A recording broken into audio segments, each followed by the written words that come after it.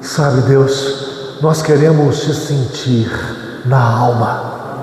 Queremos, Deus, te perceber no Espírito, de maneira, ó Pai, que também a nossa condição intelectual saiba organizar essa porção bíblica que o Senhor nos dá.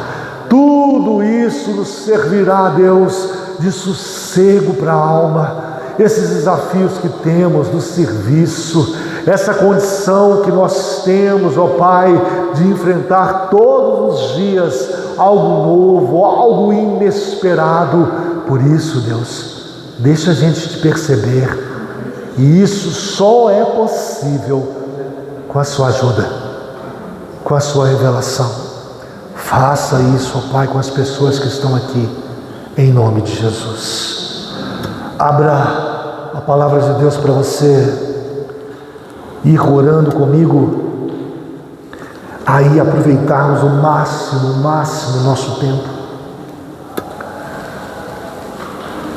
2 Reis capítulo 4 tem uma história que vai para vários ângulos, mas hoje eu não quero falar da sua aflição, da sua dor, não quero falar do seu problema, eu quero falar de uma solução sobre essas coisas as quais você está enfrentando e orar em cima disso.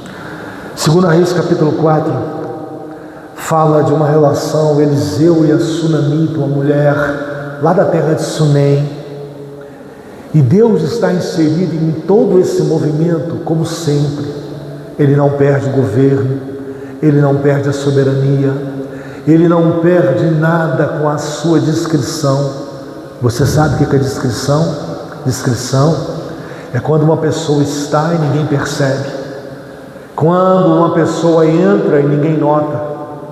Em muitas situações Deus é discreto, mas está lá, governando lá, abençoando lá, postado lá, e a gente precisa perceber Deus. Deixa eu ler com você, para você entender a história, capítulo 4, e eu quero ler o último versículo 37, e o último versículo vai dizer assim: ela entrou, lançou-se aos pés dele e prostrou-se em terra, tomou seu filho e saiu. É o final da história feliz, é o final da história bem-sucedida, resolvida. Mas antes, eu quero te contar a história. A história começou num certo dia. Todo mundo tem certos dias. Os nossos dias parecem serem dias comuns. O que fazer em dias comuns, irmãos? Por que não plantar nesses dias? Torná-los mais disciplinados em Deus esses dias.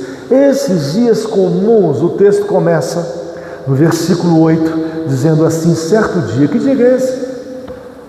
Não é dia de festa, não é dia de colocar uma roupa nova, não é dia que a gente pode chamar de dia especial, mas certo dia passou Eliseu por Sunem, uma determinada específica terra, onde se achava uma mulher rica, versículo 8, a qual o constrangeu a comer pão. Daí, todas as vezes que passava por lá, entrava para comer. Irmãos, um certo dia, eu fico imaginando, tendo nós essa consciência que o dia comum é um dia de buscar Deus, apesar de ser comum. O dia comum é um dia de orar, apesar de ser um dia comum. Eu vou logo para o versículo 9, porque meu tempo é muito reduzido. 9 diz assim: ela disse ao seu marido: veja que este homem que passa sempre por nós é santo, um homem de Deus. A percepção começa aí. Quem disse para essa mulher? Como que ela consegue unir um conceito perceptivo de que aquele homem que passa e passava era um santo homem de Deus? Quando a gente consegue perceber, quando conseguimos perceber a ação de Deus, a calmaria vem. Gosto muito de dizer para minha menina Sofia, águas tranquilas, pastos verdejantes. E quando eu digo isso, ela já sabe, é para procurar uma percepção da movimentação de Deus naquilo que está se enfrentando. Sem dúvida alguma, essa sunamita, essa mulher de Sunem, ela teve uma revelação. A igreja, ela precisa de revelações, de entendimentos, coisa que o mundo não vai poder proporcionar. O mundo não tem, as faculdades não possuem, as universidades não têm esse tipo de segmento a anunciar, a proclamar, a pregoar. Revelação dita por Deus não tem. Que tipo de revelação essa mulher teve? Essa mulher teve a revelação do sacro, do consagrado, do separado. E consequentemente, após essa revelação, o que inundou o coração dessa mulher foi um alto respeito, uma consideração intensa em relação àquilo que ela conseguia enxergar. Por isso, eu orei no início: Deus, faça o meu irmão enxergar, deixa o meu irmão te enxergar, ajuda o meu irmão, a minha irmã te enxergar. Através disso, dessa condição de entender, receber essa revelação que logo é promovido por uma percepção, baseado nessa revelação, a gente começa a entender que o sacro separado, ele tem uma certa diferença, ele não é igual a tudo, a todos, ele tem uma importância e um valor. Por isso eu preciso enxergar, perceber esse homem que passa. Disse ela, é um santo homem de Deus. Mas o marido não disse, o esposo não disse, e talvez ele não tenha tido a mesma percepção dessa mulher. Existe essa possibilidade. Ajude alguém dentro da igreja a perceber Deus. Eu vou orar por você. Ajude alguém dentro da igreja a notar o movimento de Deus. Eu vou pedir a Deus para se manifestar para você. O versículo 10 vai dizer assim: façamos-lhes, pois, em cima um pequeno quarto, obra de pedreiro, e ponhamos-lhe nele uma cama, uma mesa, uma cadeira e um candeeiro. Quando ele vier à nossa casa, retirar-se-á para ali. Irmãos, quando a gente percebe o sagrado, ele é bem recepcionado. Quando a gente consegue perceber que Deus está ali, a nossa postura, o nosso comportamento, ele é modificado. A revelação concedida pela percepção dada mediante essa revelação tornam as pessoas receptivas, e o contrário é verdadeiro. O porquê que ao chegar na igreja não existe tanta recepção em relação a tantas coisas? Ausência de percepção. Eis aí a causa, eis aí o motivo, eis aí a razão, porque ao entrar na igreja nada é realmente considerado como sacro, nada é considerado como algo a ser reverenciado. Falta de revelação bíblica. Eu vou para o versículo 11,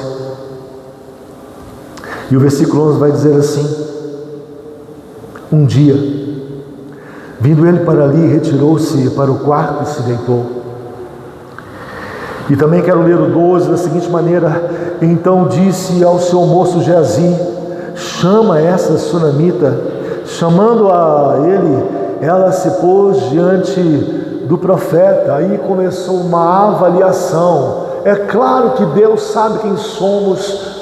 É evidente que Deus nos conhece de forma antecipada, antes mesmo que nascêssemos. Lógico.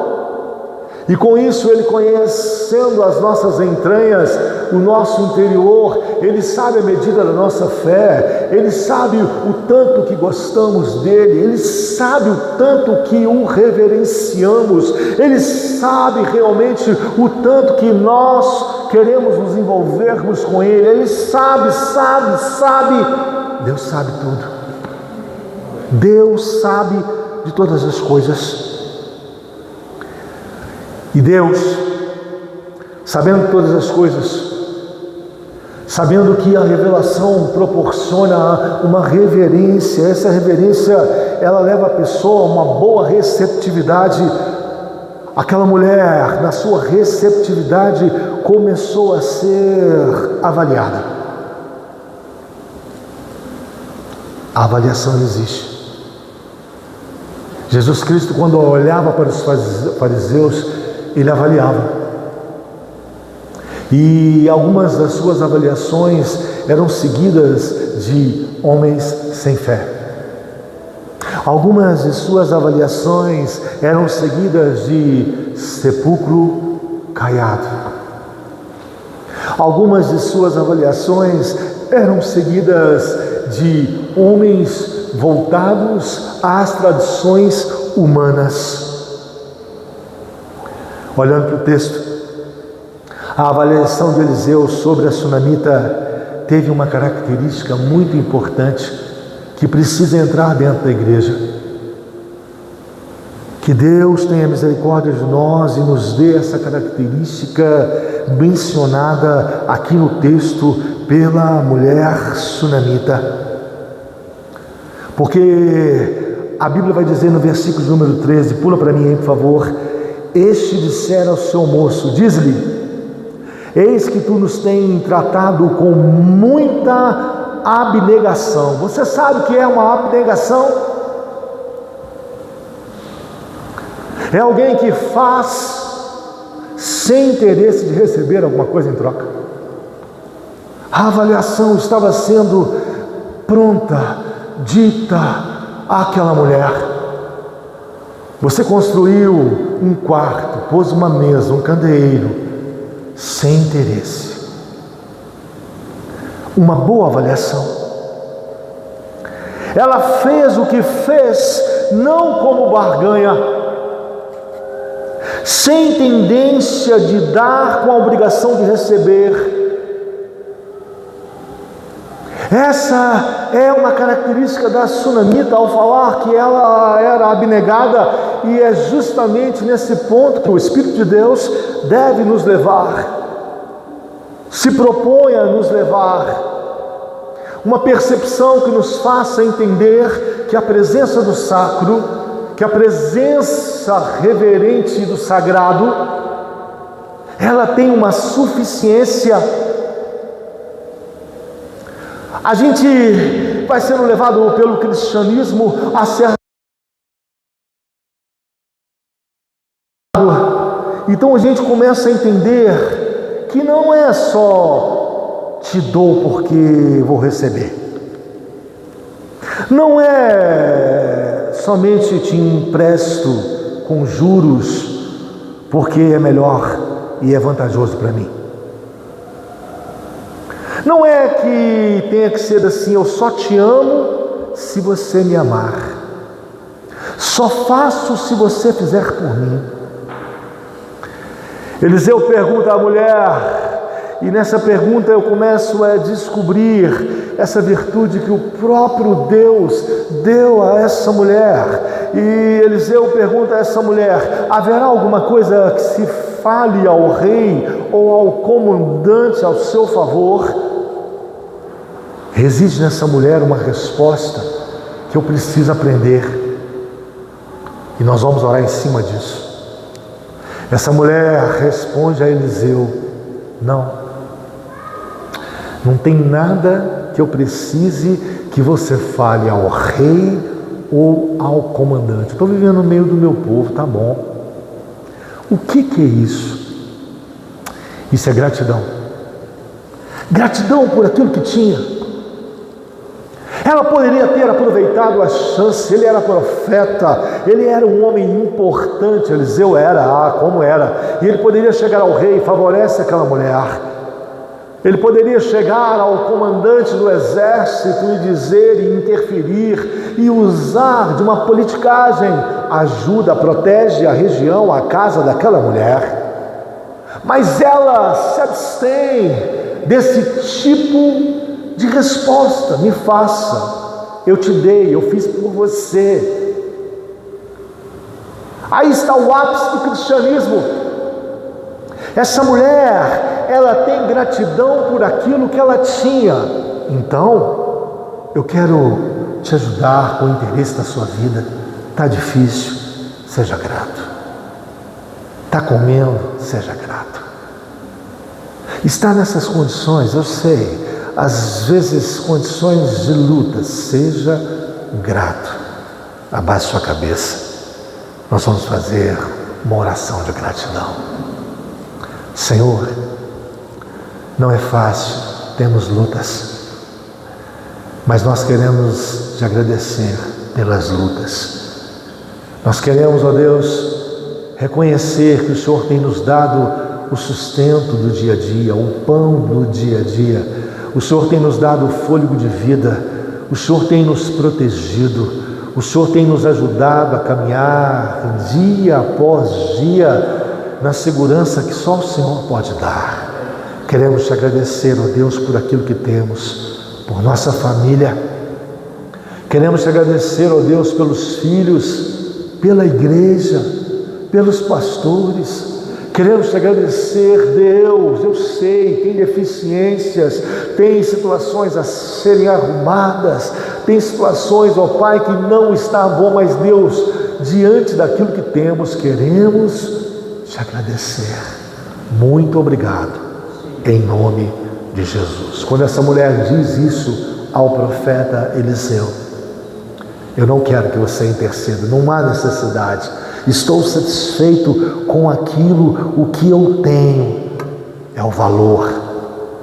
E é importante esse passo para que você passe para o outro passo. E que outro passo é esse?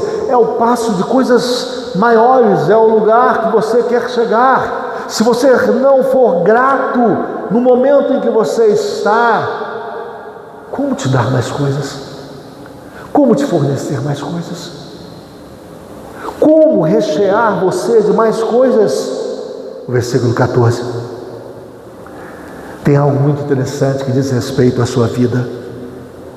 O versículo 14 diz assim: então disse o profeta, que se há de fazer por ela? Essa pergunta já estava sendo feita a Geazi, o discípulo do profeta, o moço que o servia. Aí Geazi tem uma ideia, e não se engane, Deus está nisso, e ele tem uma ideia que diz assim: ora, ela não tem filho, e seu marido é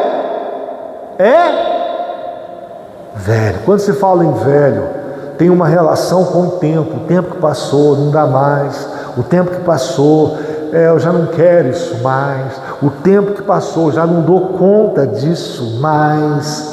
Foi discutido entre Eliseu e Geazi o que aquela mulher não tinha. Ela não tinha.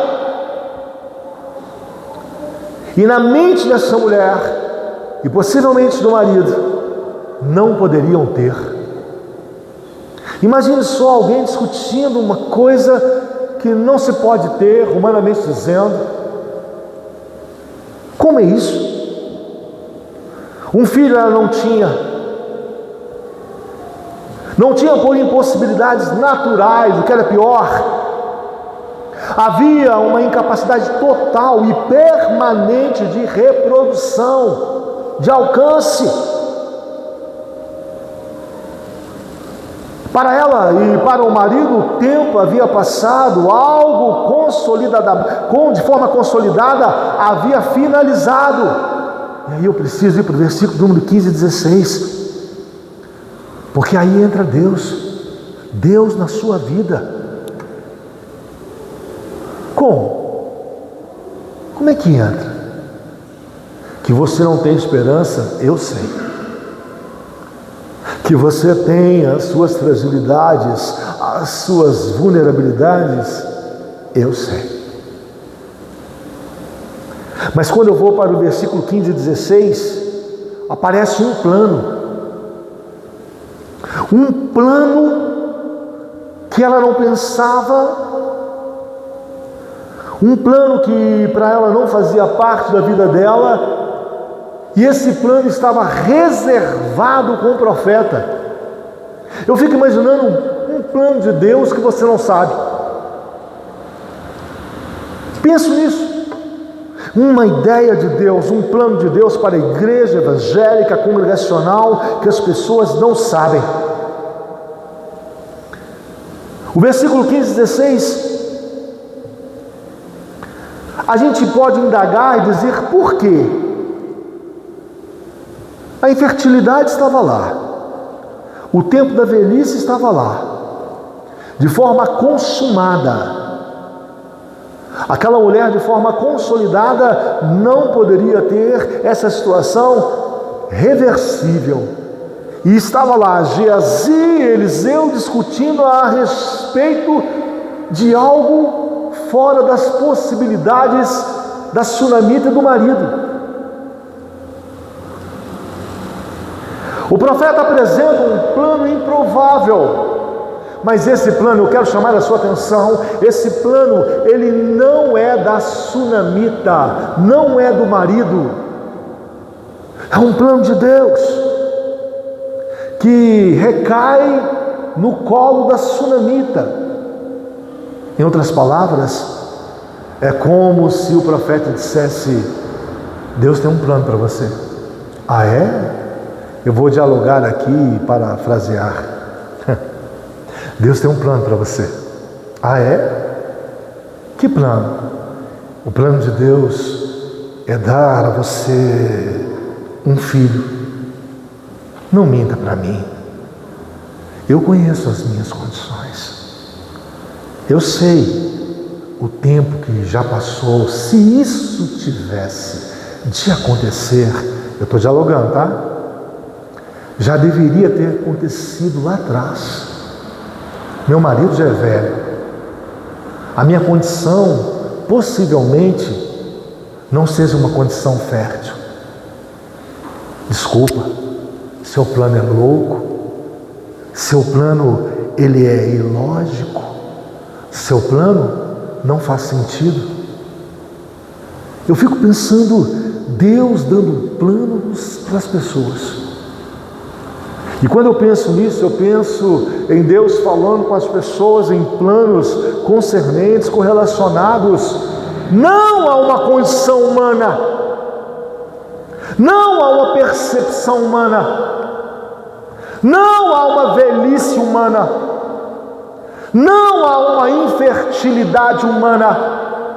Deus, sendo quem Ele é, livre, podendo dizer qualquer coisa, tendo e sabendo Deus que todas as coisas estão ao seu alcance, fazendo um plano para você, e você nessa contradição, nesse recuo, nessa adversidade, não pode ser, isso é falso. E é exatamente isso que ela vai dizer para o profeta, no versículo 16, disse-lhe o profeta: por esse tempo, daqui a 1 ano, abraçarás um filho. E ela disse: mulher, libere o seu coração, ele já é conhecido. Homem, libere o seu coração, ele já é conhecido por Deus. E a mulher vai dizer assim no versículo 16: não.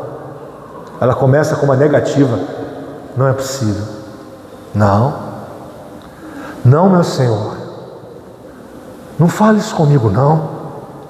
O Senhor é um homem de Deus, consagrado, respeitado.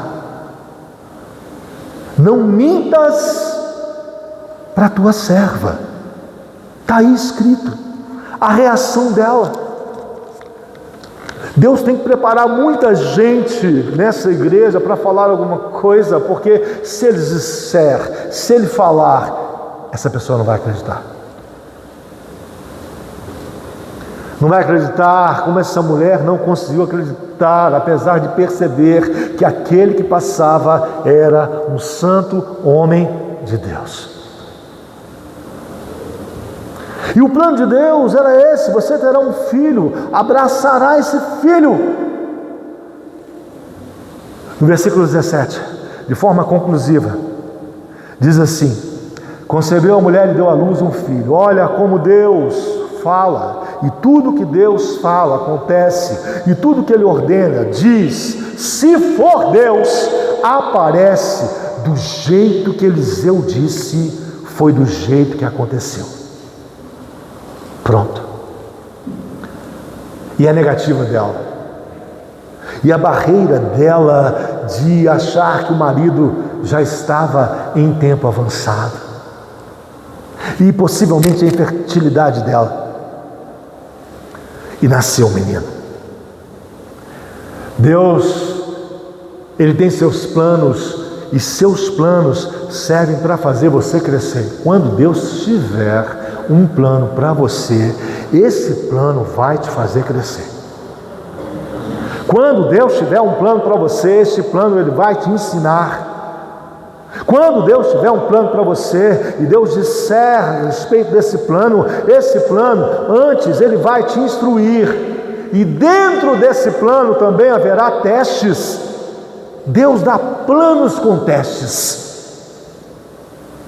E às vezes somos aprovados, às vezes não. Mas às vezes nas reprovações temos outras chances. Porque todo o plano de Deus, todo o plano de Deus teve desafios, teve ameaças. Rapidamente, vamos lá. Moisés nasceu para libertar o Egito. Mata um egípcio, foge. O plano teve ameaça. Lá no deserto, 40 anos, esquecido lá. 40 anos já de Egito, 80 anos de idade, um senhor, um ancião, provavelmente pensando, não tem nada mais a ver com aquela promessa dita lá no início, nada a ver. Ameaça, desafio. Jesus Cristo, para finalizar, a pessoa principal da Bíblia, já nasce debaixo de uma ameaça, e o maior plano de Deus, Cristo Jesus. Herodes já dá um decreto, uma fala para matar todas as crianças abaixo de 2 anos. Cristo, de forma profética, já antecedentemente, lá pela presciência de Deus, dita no Antigo Testamento, já dizia: você vai para o Egito, você terá que ir para o Egito. E Cristo vai provisoriamente para o Egito. Você está achando que o plano de Deus para você não tem ameaça? Tem. O plano que Deus tem para você vai sofrer ataques, só que Deus preserva. Vai sofrer alguns contratempos, incômodos, desconfortáveis, só que Deus dá força para continuar. E eu preciso ser resumido, porque eu preciso orar também a respeito disso. Abaixe sua cabeça, vamos orar sobre isso. Deus, tem coisas que o Senhor tem a ser realizada na vida de certas pessoas que estão aqui, que não conseguirão crer se o Senhor disser. Tamanha, ó Pai, é a frustração, tamanha, Deus, é a condição de estar perdido, ó Pai, e influenciado por esse mundo. O Senhor, eu sei, vai ter que trabalhar, limpar, ajustar, para dizer do que se trata. Tudo isso irá acontecer, ó Deus, e ó Pai, de maneira que isso venha a ser consolidado, ó Pai, te pedimos, oramos em nome de Jesus. Pai, faça isso. Ajuda o irmão a perceber. E quando o Senhor disser a respeito do plano, e o plano estiver acima da capacidade dessa pessoa, acima da perspectiva dessa pessoa, acima da percepção dessa pessoa. Deus, pela sua misericórdia, insista no plano, ainda que essa pessoa te diga: ó Deus, não minta, não é, já estou velho, já passou, ainda que essa pessoa, Deus, tenha toda a justificativa para deixar para lá, para tratar de indiferentemente a situação, ainda que essa pessoa, Deus, abandone, assim como Moisés teve que fugir para o deserto. Senhor, os teus planos, diz a tua palavra em Jó 42:2, os teus planos, Deus, eles não podem ser frustrados. Deus, aviva o coração do meu irmão, da minha irmã, com os teus planos, em nome de Jesus. A história não acaba, porque, como eu disse, o plano de Deus, ele tem fases, motivos para instruções. Deus não dá um plano por dar, tem princípio, tem meio e tem fim. Então a ideia é fazer você crescer. E quando eu olho para o texto, um plano que a sunamita não teve, mas foi o profeta, representante de Deus, que teve, e esse plano começa a crescer, e cresce esse plano, e vai dizer isso a palavra aí no versículo 18, rapidamente: tendo crescido o menino era o plano que ela não tinha condição de realizar. Só que saiu certo dia ter com seu pai, que estava com os segadores. Aí o pai, na sua percepção, no versículo 19, disse a seu pai: o menino, a minha cabeça dói. Então o pai disse ao seu moço: leva-o à sua mãe. Pegaram o menino, no versículo 20, e ele o tomou e o levou à sua mãe. Sobre os joelhos a mãe colocou o menino, ficou sentado ali até certa hora, diz o texto, meio-dia, e o menino morreu. Cadê seu plano? Eu criei no seu plano. O Senhor disse, e o que o Senhor disse se cumpriu até, mas o Senhor ia me dar um menino para morrer? Como é que é isso? Como é seu plano? Quando sabemos que Deus nos deu um plano, a gente precisa se envolver com esse plano. Quando Deus falar para você que tem algo na sua vida, você precisa pegar o que Ele falou e se envolver nisso. Quando o menino morre, e o menino morre, diz o texto, a gente poderia concluir: enterra o menino, mas ela resolveu interagir com o plano. Quando Deus fala alguma coisa para a sua vida, é para que você interaja. E interagir significa relacionamento. Deus, eu quero saber, Deus fala comigo, Deus não está dando certo, é um relacionamento. Deus, tenha misericórdia de mim.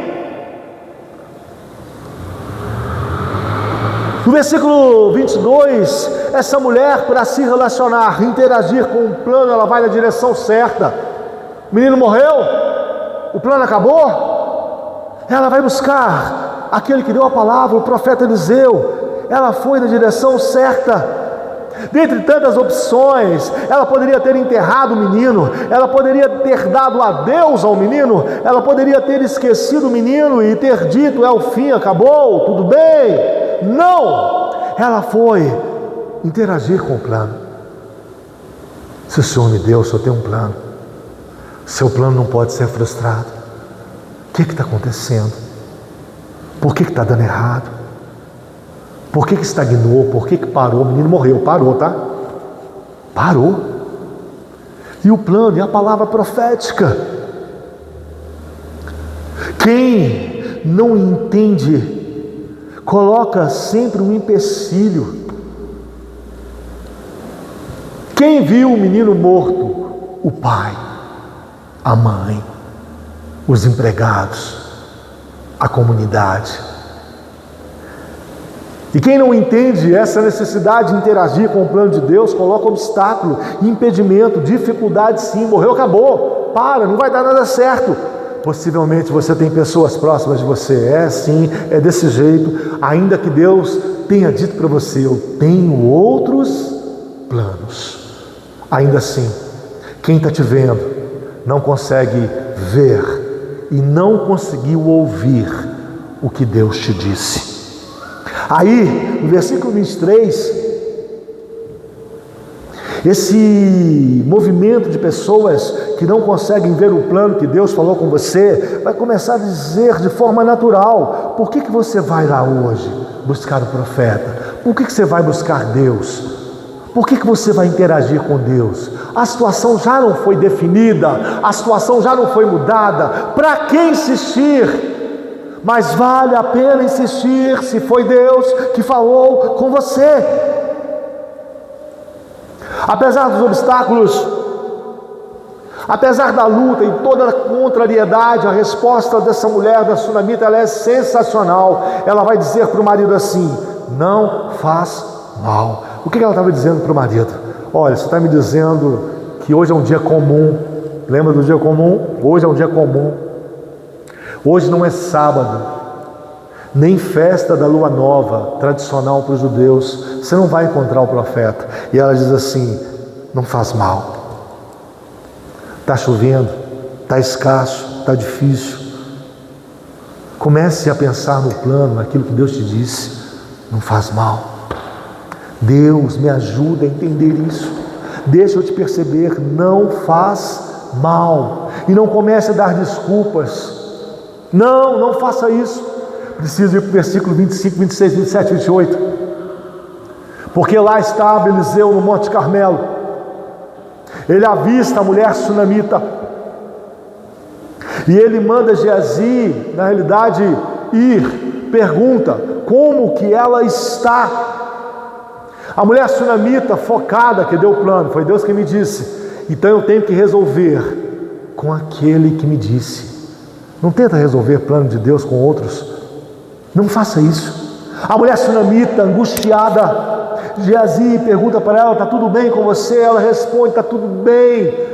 Não adianta você contar as suas mazelas, as suas aflições, as suas dores para as pessoas que não resolverão nada por você, nem sequer farão uma oração. Não conte. É melhor você falar: está tudo bem, que Deus abençoe. Mas você está lá interiormente: eu preciso falar com Deus, eu preciso buscar Deus, eu preciso argumentar com Deus, dialogar com Deus a respeito de algo que morreu, falhou, para mim falhou, porque morreu. Como é que eu faço? Como é que vai acontecer agora? O que está acontecendo? Eliseu manda Geazi resolver o problema. Vai na frente, Geazi. Coloca o meu bordão. Não adianta. A sunamita, ela tinha um plano. O plano era o seguinte: para mim não dá mais, está difícil, está uma situação realmente quase impossível. O menino morreu, eu estou aqui e eu quero que o Senhor me dê uma resposta. Eu só saio daqui. É foco, é meta, é interação. Eu só saio daqui se o Senhor for comigo. Ela só saiu do Monte Carmelo se Eliseu fosse com ela. Só saia depois que Deus te der uma resposta. Aí no versículo 31, 32, 33, 34, 35, 36, estou terminando. Eliseu veio ao quarto, fechou a porta e orou. E aí, nessa oração de Eliseu, o menino reviveu. E diz o versículo último, esse que lemos aí agora: ela entrou, lançou-se aos pés e prostrou-se em terra, tomou seu filho e saiu. O menino reviveu. E o plano? Continua. O que essa mulher aprendeu? Essa mulher aprendeu muitas coisas. Eu quero orar por você. Essa mulher aprendeu que vale a pena perceber o movimento espiritual. Irmão, se você não está percebendo algum movimento espiritual na sua vida, para. Deus, tem misericórdia, tenha compaixão de mim. Deus, deixa eu notar, deixa eu ver, deixa eu perceber. Sem essa percepção, eu serei uma pessoa comum demais. Deus, deixa eu perceber. Essa mulher nos ensina outra coisa. Essa percepção, ela é tão útil, tão necessária, ela é tão vital, ela é tão primordial, que percebendo eu consigo recepcionar aquilo que de fato vale a pena. Deus, vem Deus, porque eu te vi, porque eu te percebi, eu me prostro aos teus pés, eu te vejo, por isso eu me recolho e sei que o Senhor está comigo, o Senhor está perto de mim. Essa mulher nos ensina que nessa condição ela foi avaliada. Deus avalia, está faltando fé. E quando Deus avalia, quando Deus diz a seu respeito, é tudo aquilo que você precisa. Quando Deus fala da sua necessidade, é isso que vai resolver o seu problema. E quando Deus fala que você não tem fé, e você diz que tem, Deus dizendo que não tem, logo, quando Deus fala, você nessa avaliação começa a perceber a verdade. O Senhor só fala a verdade. Se o Senhor disse que eu não tenho fé, então me ajuda, me ponha fé, me faça ter fé, porque eu preciso da fé. A avaliação de Deus. Feito isso, essa mulher também me ensina essa condição de poder dialogar, ter o direito de inicialmente ter dificuldades em acreditar, mas receber a ajuda de Deus, receber uma palavra de Deus, um amor incondicional.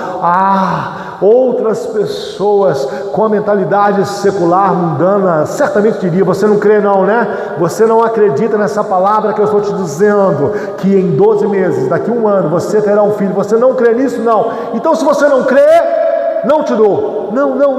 O amor incondicional de Deus, o amor que é realmente não baseado nas minhas debilitações, nas minhas condições ruins. Deus olhando para você e disse: eu vou te dar porque você precisa.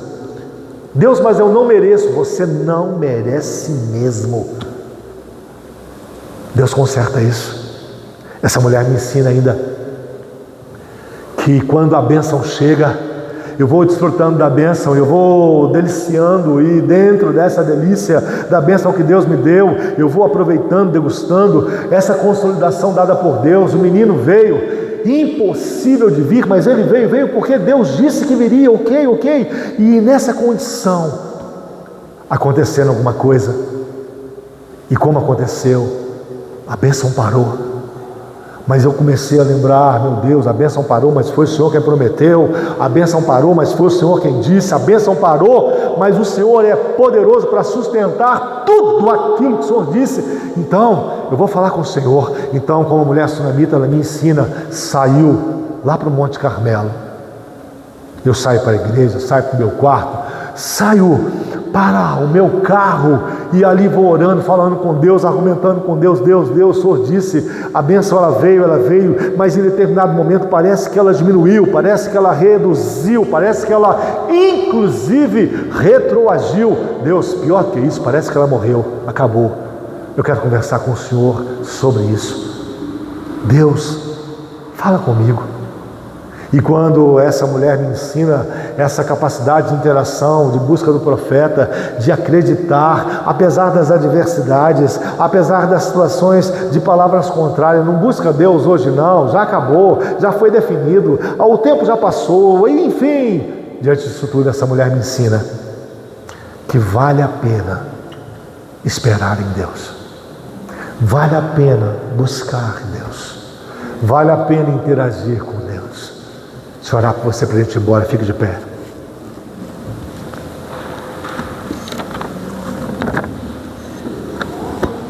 Senhor, hoje é uma quinta-feira comum, um certo dia. É nesse dia que a gente precisa da sua graça para nos ajudar a entender os seus posicionamentos. Onde o Senhor está, Deus? Nos ajude a perceber o Senhor.